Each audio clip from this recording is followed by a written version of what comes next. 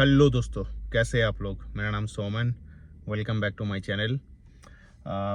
दोस्तों, अगर आप लोग मुझे फॉलो करते हो तो शायद आप लोगों को पता है कि मैं हमेशा कनाडा के ऊपर कुछ ज़्यादा ही पॉजिटिव बोलता हूँ मैं, क्योंकि Canada is a beautiful country, no doubt in that. सब कुछ अच्छा है यहाँ पे। मैं जब 2016 में जब मैं फर्स्ट टाइम यहाँ पे आया था, तब तब मुझे बहुत ज़्यादा अच्छा लगा था, राइट। उसके वजह से मैं 2 साल के बाद फिर से गया, फिर से आया, मैं फिर से वापस आया। तो like so right now I am 40 plus and this video is for those guys जो अपने करियर में वेल सेटल्ड है अपने कंट्री में। आपके फैमिली है, आपके बच्चे हैं, एंड लाइक आप मेरे ऐसे मिड एज में हो जहाँ पे आपके लिए शायद डिसीजन लेना थोड़ा सा प्रॉब्लम होता है कि क्या करना चाहिए। कि मुझे पता है कि इंडिया में काफ़ी पॉल्यूशन है, लॉ एंड ऑर्डर लाइक उतना अप टू द मार्क नहीं है, एंड वगैरह वगैरह, right. So much crowd, so much rush, बहुत महंगाई भी है आजकल। तो in that perspective I know many people, क्योंकि आज सुबह को मेरा मतलब मेरे एक कलीग से मेरा बात हो रहा था, and he is also trying for getting PR, and he is trying to get a work permit also so that he can travel here as soon as possible. वो कैनेडियन अकाउंट में ही काम कर रहा है, फ्रॉम ऑफशोर इंडिया से काम कर रहा है। And he is also just like me, 40 years उनका एज है, उनका भी बच्चे हैं, बड़े बच्चे हैं, लाइक एक 8 स्टैंडर्ड में है, एक शायद 4th स्टैंडर्ड में है।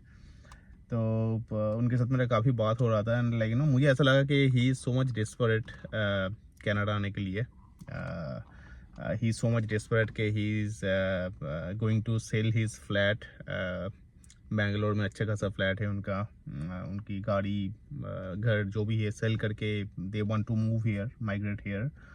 एंड उनकी वाइफ भी काम करती है, उनकी वाइफ भी काम छोड़ने वाली है, एंड वो लोग यहाँ पे आने वाले, तो they are kind of like बहुत ज़्यादा डिस्परेट है। तो from that angle I just like to share my experience आज के दिन में, right. This is 2025 month of February, मैं ये वीडियो मैं कर रहा हूँ।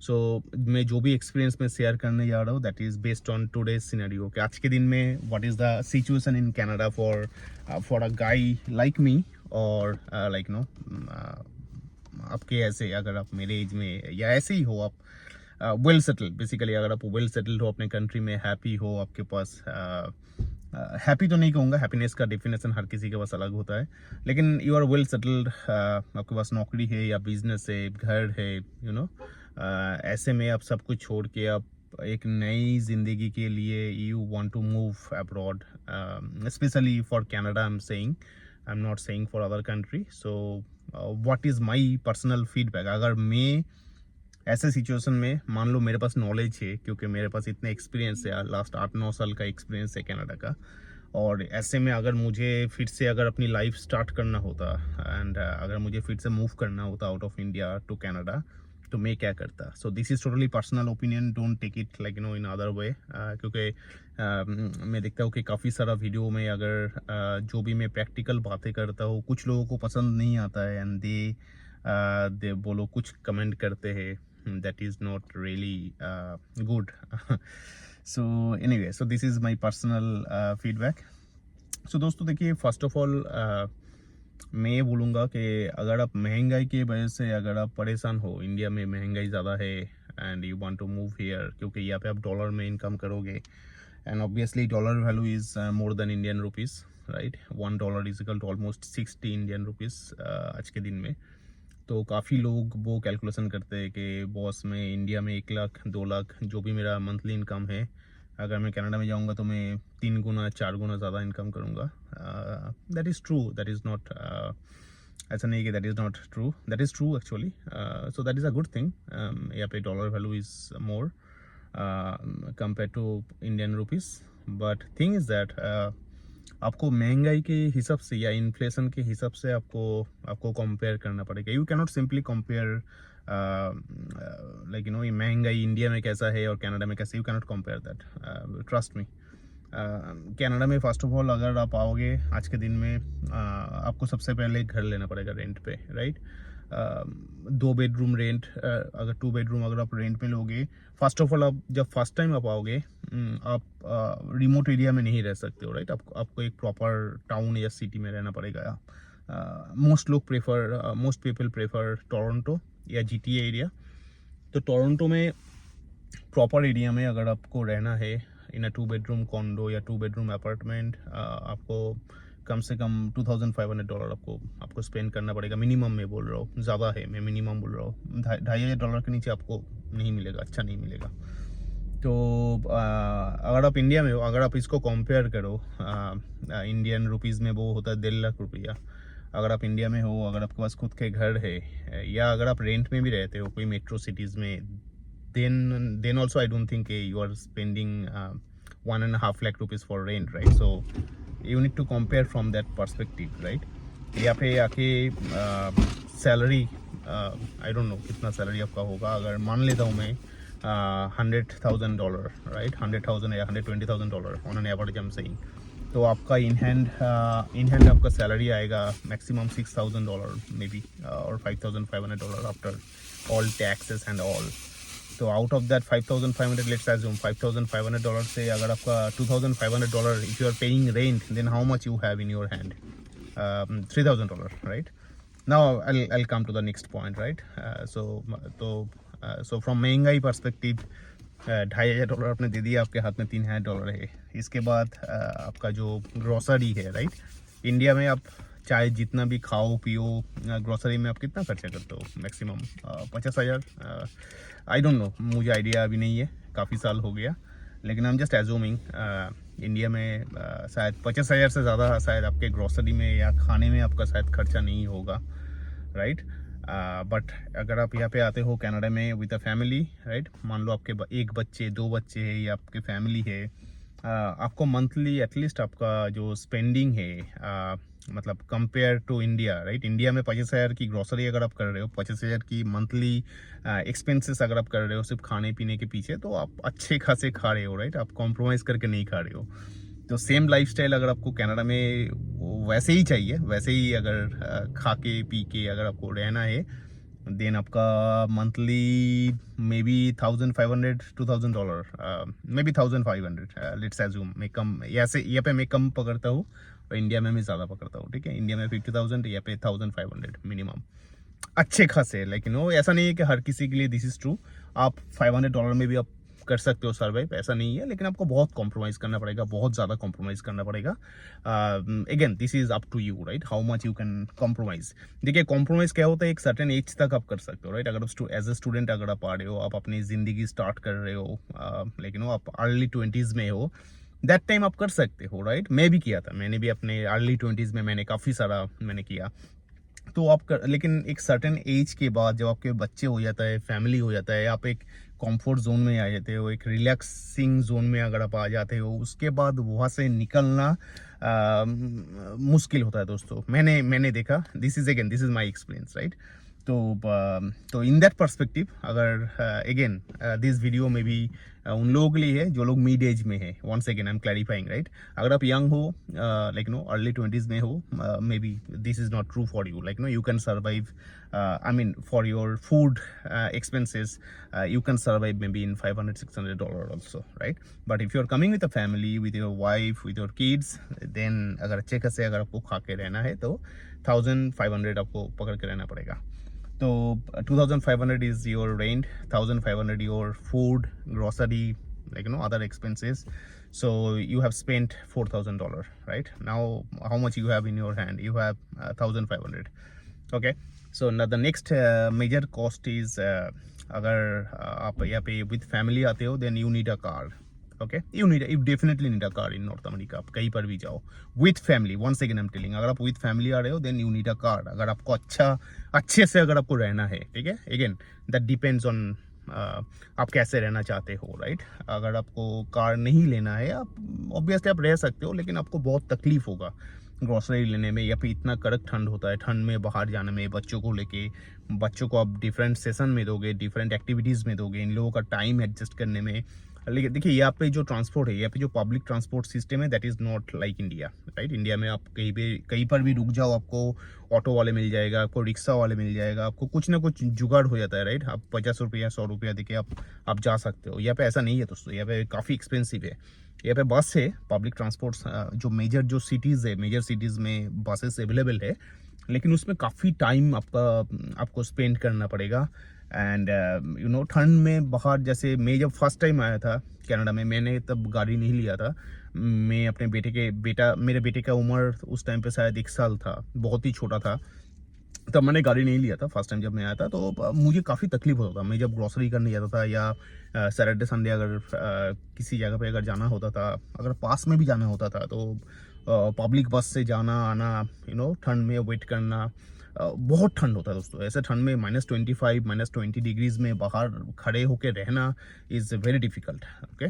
तो उस टाइम पे आई रियलाइज लाइक नो, यहाँ पे अगर आपको अच्छे से रहना है then you need a car, मतलब अच्छे से मतलब कंफर्टेबली अगर आपको रहना है, राइट, तो यू नीड अ कार। सो अगर आप आफ्टर 40 या इस एज में अगर आप आ रहे हो, डेफिनेटली मुझे लगता है कि 95% लोग गाड़ी लेगा। और अगर आप गाड़ी लोगे, कोई भी गाड़ी लो आप, लाइक नया गाड़ी लो, यूज्ड गाड़ी लो, अच्छा गाड़ी लो, जो भी लो, ऑन एन एवरेज $500 आप मान के चलो आपका गाड़ी का EMI आएगा। एंड ऑन एन एवरेज $200 से $300 आपका इंश्योरेंस आएगा। यहाँ पे मंथली इंश्योरेंस लोग पे करते हैं, नॉट ईयरली इंश्योरेंस। इंडिया में आप ईयरली इंश्योरेंस पे करते हो शायद 40-50 हज़ार रुपया, बट यहाँ पे आपको मंथली आपको इंश्योरेंस पे करना पड़ेगा, that is on average $300 may be. अगर आप नए ड्राइवर हो तब आपका इंश्योरेंस और ज़्यादा बढ़ जाएगा। तो लेट्स एज्यूम लाइक $300 आपका मंथली इंश्योरेंस कॉस्ट। सो 300 + 500 आपका $800 आपका चला गया सिर्फ गाड़ी में। एंड देन आपका फ्यूल कॉस्ट है, राइट, आपका पेट्रोल या यहाँ पे गैस बोलते हैं, गैस के लिए let's assume $300 to $400 again monthly. तो अगर आप कैलकुलेट करोगे तो आपका जो बेसिक नेसेसिटीज़ है, आपका जो बेसिक ट्रांसपोर्टेशन है, इसमें ही आपका $1200 आपका खर्चा हो जाएगा, ठीक है, $1000 to $1200। तो now calculate, $2500 you are paying rent, $1500 you are spending on groceries and your food, and $1200 or maybe $1000 you are spending on a car, fuel, you know, your transportation. So $5000 gone, right? आपके उसके बाद आपके हाथ में कितना बचता है? $500. So now let's assume if you have any commitments back in your country, and अगर आपको हर महीने में पैसा भेजना होता है तो वो अलग है। एंड उसके अलावा ऑब्वियसली आपके हाथ में भी पैसा होना चाहिए यहाँ पे कोई भी खर्चा करने के लिए। यहाँ पे मेडिकल फ्री है, दैट इज़ ट्रू। अगर आपको कुछ प्रॉब्लम होता है, यू नो कुछ भी होता है, अगर आपको डॉक्टर दिखाना है तो मेडिकल इज़ फ्री। तो मैं एक क्लैरिफिकेशन देना चाहता हूँ, medical is free, that means doctor के पास आप जाओगे, डॉक्टर आपको फ्री में देखेगा, ठीक है, आपको फ्री में आपको प्रिस्क्राइब करेगा व्हाट यू नीड, लेकिन आपको जो मेडिसिन खरीदना पड़ेगा वो आपको अपने पैसे से खरीदना पड़ेगा, ठीक है दोस्तों। एंड मेडिसिन यहाँ पे एक्सपेंसिव है, ठीक है। अगर आपका प्राइवेट इंश्योरेंस अगर आपका है तो वो 80% तक कवर करता है, 20% आपको खुद के पॉकेट से पे करना होता है। And that is also not like you know बहुत बड़ा अमाउंट नहीं है, लेकिन खर्चा होता है, ऐसा नहीं है कि बिल्कुल फ्री है, ठीक है। डॉक्टर के पास जाना फ्री है, लेकिन जो भी आप मेडिसिन खरीदोगे आपको खुद के पैसे से खरीदना पड़ेगा। एंड अपार्ट फ्रॉम दैट यहाँ पे डेंटल, ठीक है, dental, eyes, these are not covered in free medical facilities, ये प्राइवेट है। और यहाँ पे डेंटल के लिए मैं आपको एक छोटा सा आइडिया देता हूँ। मेरा बच्चे का छोटी बच्ची जो मेरा है, मेरे बच्ची का यहाँ पे कुछ तो कैविटी हुआ है, थोड़ा बहुत कैविटी हुआ है, तो उनको फिलिंग करना है, और उसको साफ एंड फिलिंग करना है। तो उसके लिए मुझे जो एस्टिमेशन दिया गया, मेरे पास एस्टिमेशन दिया ऑलमोस्ट $2000 का estimation, $2000, okay. Out of that my company will pay may be 80%, 75 to 80%, कुछ तो इन लोगों का कैलकुलेशन है। सो मैंने देखा कि मुझे $400 to $500 मुझे पे करना पड़ेगा just to get the fillings done. तो इफ़ यू कैलकुलेट इंडिया में $500 $600 मतलब $36,000 इंडियन रुपीज़ अगर आप पे करते हो, देन आप अच्छे से आपका जो डेंटल ट्रीटमेंट है वो आप कर सकते हो। लेकिन यहाँ पे after insurance you are almost paying the same cost.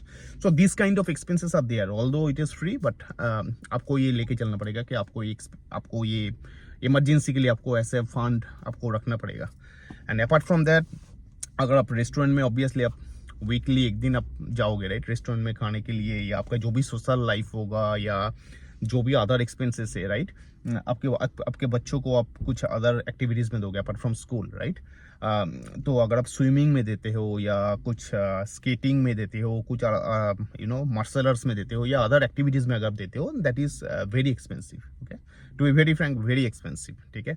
यहाँ पे सिटीज़ का कुछ प्रोग्राम होता है, म्यूनसिपैलिटीज़ का कुछ प्रोग्राम होता है, उसमें जगह मिलना बहुत मुश्किल होता है क्योंकि भीड़ काफ़ी ज़्यादा है और इन लोगों का सीट्स जो है बहुत ही लिमिटेड होता है, तो उसमें वो सस्ते में होता है लेकिन वो काफ़ी डिफ़िकल्ट है उसमें सीट मिलना। कभी कभी मिलता है, कभी कभी नहीं मिलता है, लेकिन अगर आपको डेडिकेटेडली अगर आपके बच्चों को कुछ सिखाना है, जैसे मेरे बच्चे क्रिकेट खेलता है, तो मेरे बच्चे को क्रिकेट के लिए मुझे मंथली $500 to $700 मुझे मंथली स्पेंड करना पड़ता है, ठीक है।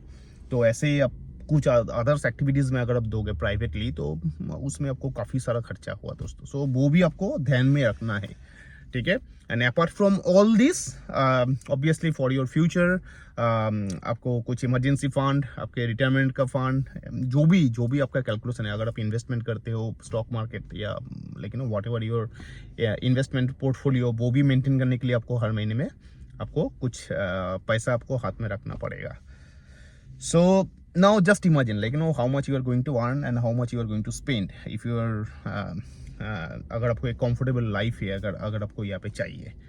So from that perspective, again back to my original question. From that perspective, if I need to take a call today, okay, at the age of 40, when I'm well settled in my country, I have my house, I have my car, I have my life, I have my families, everything is here, I'm well settled. Should I move to Canada to start a new life at this age?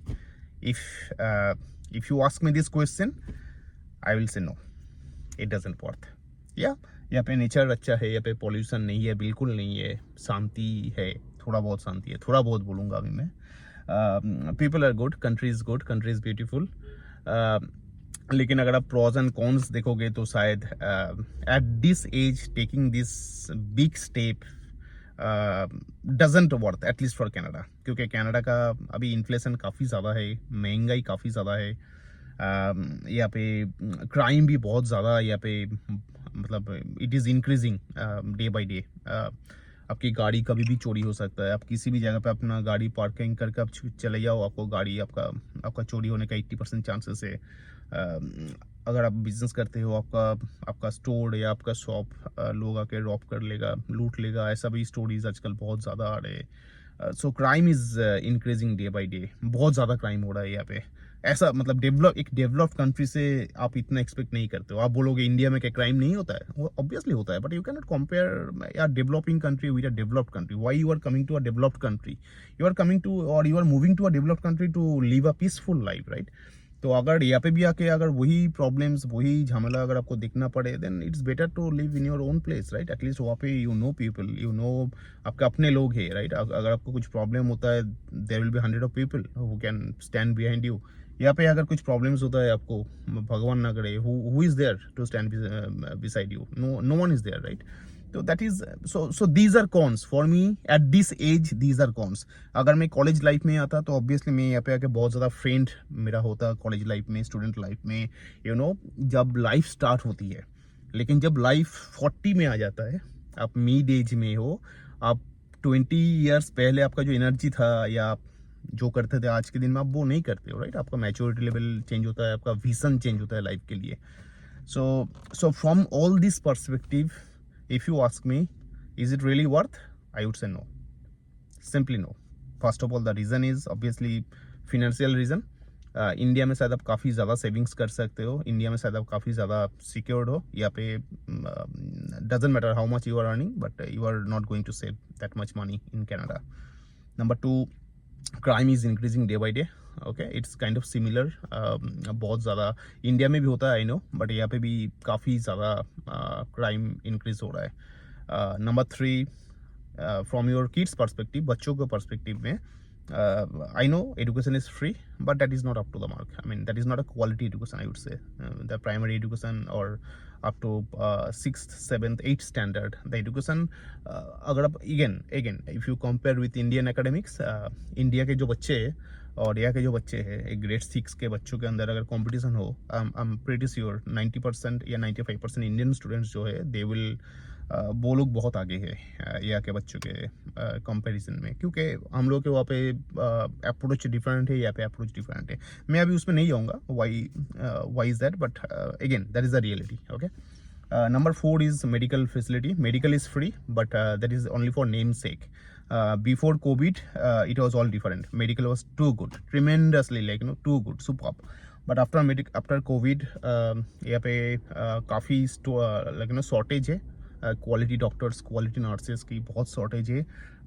आपको अगर कुछ होता है, first of all आपको family doctor आपको नहीं मिलेगा 2-3 साल से पहले, ठीक है। आप किसी भी प्रोविंस में जाओ, 2-3 साल का वेटिंग लिस्ट है।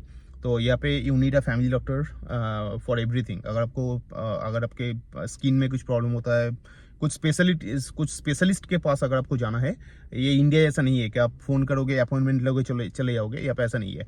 यहाँ पे अगर कोई स्पेशलिस्ट भी है, मान लो आपको एक हार्ट स्पेशलिस्ट के पास जाना है, आप उसको डायरेक्टली रीच नहीं कर सकते if you don't have a family doctor. You need a reference. So आपको सबसे पहले एक फैमिली डॉक्टर चाहिए। वो फैमिली डॉक्टर एक हार्ट स्पेशलिस्ट को आपको रेफर करेगा, then that heart specialist will see you. You cannot go to that heart specialist directly. That is a problem. So for that you need a family doctor, and family doctor के लिए आपको 2-3 साल का waiting है।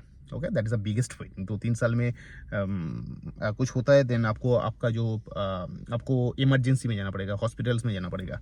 और emergency में आजकल ये काइंड ऑफ हॉरर स्टोरीज काफ़ी ज़्यादा है, क्योंकि इमरजेंसी में लोग अगर जा रहे हैं तो उधर भी वेटिंग है। 8 घंटा, 10 घंटा, 12 घंटा, 15 घंटा आपको वेट करना पड़ेगा। आपके based on your severity, based on आपका कंडीशन कितना सीरियस है, उसके ऊपर वो टाइम डिपेंड करता है कि आपका वेटिंग टाइम कितना होगा।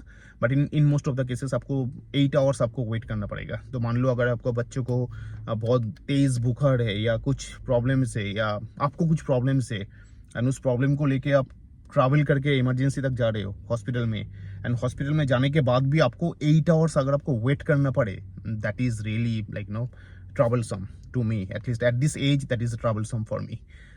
So from that perspective, अगर आप इंडिया में हो, if you have money, again if you have money in India, then it's a matter of 1 hour maybe or 2 hours. आप कॉल करोगे, आप जाओगे, आपके पास पैसा है, आप किसी भी बड़े हॉस्पिटल में जाओ, प्राइवेट हॉस्पिटल में जाओ, जाके आप ट्रीटमेंट करो, आपका ट्रीटमेंट तुरंत स्टार्ट हो जाएगा। हाँ, आपका पैसा खर्चा होगा, डेफिनेटली आपका पैसा खर्चा होगा, लेकिन आप बच जाओगे, ठीक है। यहाँ पे आपका पैसा खर्चा नहीं होगा, लेकिन आप बचोगे नहीं बचोगे, वो ऊपर वाले के ऊपर डिपेंड करता है। ऐसी काफ़ी सारा स्टोरीज है यहाँ पे। ओके, ऐसा काफ़ी सारा स्टोरीज है कि इमरजेंसी आने के बाद 4 घंटा, 5 घंटा, 6 घंटा वेट करने के बाद उनका हालत काफ़ी बिगड़ गया, एंड आफ्टर अ डे ही और सी एक्सपायर्ड। सो ऐसा बहुत सारा स्टोरीज यहाँ पे है। So medical is free, but आज के दिन में because of shortage of quality doctors थोड़ा सा ट्रबलसम है। तो at this age, maybe it's not worth taking the risk. And if you are thinking about moving here with your parents, अगर आपके पेरेंट्स एजेड है 55-60, अगर उनका उम्र है, मैं आपको हाथ जोड़ करके बोलूँगा, प्लीज़ उनको आप टॉर्चर मत कीजिए। क्योंकि फर्स्ट ऑफ ऑल ये कोल्ड कंट्री है, यहाँ पे 6 महीना 8 महीना ये लोग घर के अंदर रहेगा, एंड उसके बाद उनके लिए आपको इंश्योरेंस अलग से लेना पड़ेगा। एंड इंश्योरेंस लेने के बाद भी अगर आप हॉस्पिटल में जाओगे, देयर इज़ नो गारंटी आपको टाइमली ट्रीटमेंट मिलेगा नहीं मिलेगा, there is no guarantee. So these are kind of cons for me. So that's why my answer would be at this age, at this situation, आज के दिन का जो situation है कनाडा में, probably it doesn't work. And on top of that, you guys probably know the US president is imposing tariffs, 25% tariffs on Canada. And अगर वो होता है, देन यहाँ पे हालत थोड़ा नहीं बहुत ज़्यादा ख़राब हो जाएगा, क्योंकि ये कंट्री यूएस के ऊपर काफ़ी ज़्यादा डिपेंडेंट है। तो अगर उसमें अगर कुछ बैलेंसिंग में कुछ प्रॉब्लम होता है, तो वो पूरा बैलेंस बिगड़ जाएगा। तो that is a different story. So from that perspective, so this is my personal feedback. And nowadays I'm meeting a lot of guys. Yesterday also I met one guy. He is here for 10 years. 10 साल से वो यहाँ पे है। He is a citizen, Canadian citizen, Indian है लेकिन Canadian citizenship उनको मिल गया। And he is moving back to Spain. वो स्पेन में था पहला 10 साल, वहाँ पे पीआर था। उसके बाद स्पेन से वो 10 साल पहले कनाडा में मूव किया था। Canada was too good. 10 years before Canada was too good, कोई कंपेरिजन नहीं है। लेकिन 10 साल पहले का कनाडा और आज का कनाडा बहुत ज़्यादा डिफरेंसेस हो गया and because of that he is also moving back to Spain and जब मैं सुना मुझे भी थोड़ा मुझे I was kind of shocked because he is well settled here okay so I know many people like no many people are going back to India if you Google आप अगर Google करोगे तो आप देखोगे reverse immigration like no all time high है अभी from Canada to India so considering all these things like just take your call. I mean this is your personal choice, आपका personal preference हो सकता है whatever your personal priorities are but this is the ground situation the practicality of living in Canada with and यहाँ पे और एक बात मैं बोल दूँ 100,000 salary is a good salary okay 100,000 120,000 130,000 150,000 अगर आपको मिलता है then you are earning a very good salary okay that is considered to be a good salary and मैंने आपको जो कंपेरिजन दिया ये मैं इस सैलरी के रेंज के ऊपर दिया कि अगर आपको इस रेंज में सैलरी मिलता है देन